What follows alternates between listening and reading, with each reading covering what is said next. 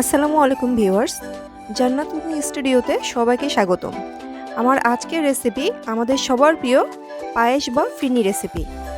আজকে আপনাদের সাথে শেয়ার করছি নলেন গুড় বা খেজুর গুড়ের পায়েস। তাই রেসিপিটি পেতে ভিডিওটি না টেনে সম্পূর্ণ ভিডিওটি দেখতে থাকুন। পায়েসের জন্য প্রথমে আমি এখানে নিয়ে নিয়েছি চিনি গুঁড়া চাল 100 গ্রাম, 1 কাপ নিয়ে নিয়েছি খেজুরের গুড়, তার সমপরিমাণ নারকেল কুড়িয়ে নিয়েছি। এরপর একটা প্যানে ফুল ক্রিম লিকুইড মিল্ক নিয়ে নিচ্ছি 2.5 লিটার। এরপর গ্যাসের ফ্লেমটা মিডিয়াম করে দুধটাকে জাল করে নেব একটা বলক আসা পর্যন্ত। দুধটা জাল করতে করতে মাঝে মাঝে একটু নেড়ে দিতে হবে, তা না হলে প্যানের নিচে লেগে যাবে।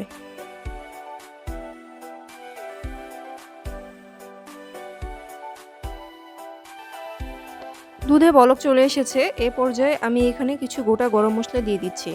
আমি এখানে দিয়ে দিব 4-5টা গোটা এলাচ, 2টা তেজপাতা চিড়ে দিচ্ছি, আর দিয়ে দিচ্ছি 4-5টা লবঙ্গ।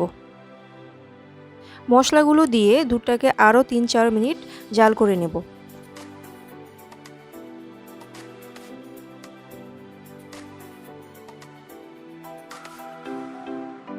আর একটা টিপস হলো, পায়েসে আগে থেকে মিষ্টি দিতে যাবেন না, এতে করে চালটা কিন্তু সহজে সিদ্ধ হবে না, শক্ত শক্ত হয়ে থাকবে। তাই চালটা সিদ্ধ হওয়ার পরে তারপর মিষ্টি দেওয়ার চেষ্টা করবেন। এরপর আমি চালগুলোকে খুব ভালোভাবে ধুয়ে দিচ্ছি। চিনি গুঁড়া চালটা আসলে খুব তাড়াতাড়ি সিদ্ধ হয়ে যায়, তাই এটাকে ভিজিয়ে রাখার কোনো প্রয়োজন নেই।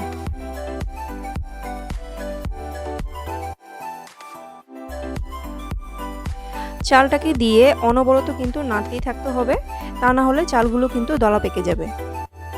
এরপর আমি এটাকে মিডিয়াম হিটে ঢেকে রান্না করব 5 থেকে 6 মিনিটের জন্য। আর এরই মধ্যে আমি নারকেল আর গুড়টাকে প্রিপেয়ার করে নিচ্ছি।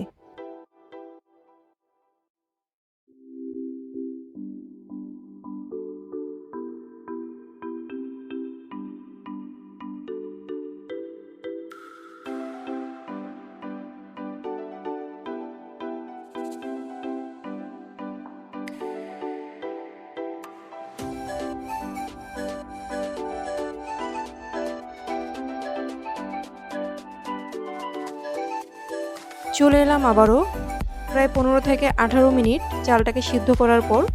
দেখতেই পাচ্ছেন চালটা কিন্তু একদম সিদ্ধ হয়ে গিয়েছে। এখন আমি চুলাটাকে অফ করে পায়েসটাকে ঠান্ডা করে নেব।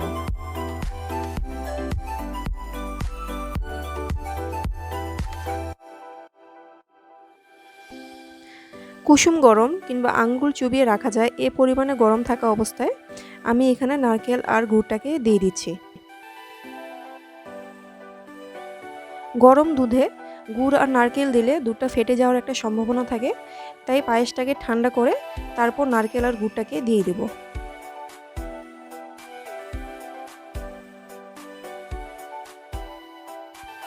এরপর হাই হিটে পায়েসটাকে আবারও জাল করে নেব 4 থেকে 5 মিনিটের জন্য। খুব বেশি জাল করার প্রয়োজন নেই, কেননা পায়েসটা আগেই খুব ভালোভাবে প্রিপেয়ার হয়ে গিয়েছে।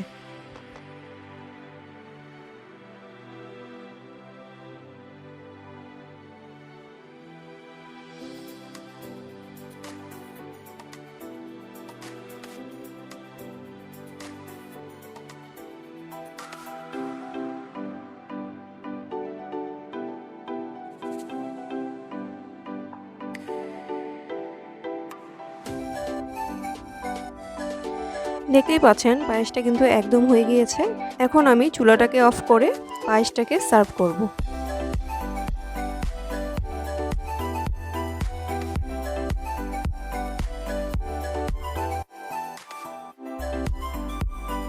প্রিয় ভিউয়ার্স, যারা আমার ভিডিওটি নতুন দেখছেন তারা প্লিজ আমার চ্যানেলটি সাবস্ক্রাইব করে দিবেন আর পাশে থাকা বেল বাটনটি প্রেস করে দিবেন। আর যারা অলরেডি আমার সাবস্ক্রাইবার তারা আমার ভিডিওতে লাইক, কমেন্ট, শেয়ার করে আমাকে সামনে এগিয়ে যেতে সাহায্য করবেন।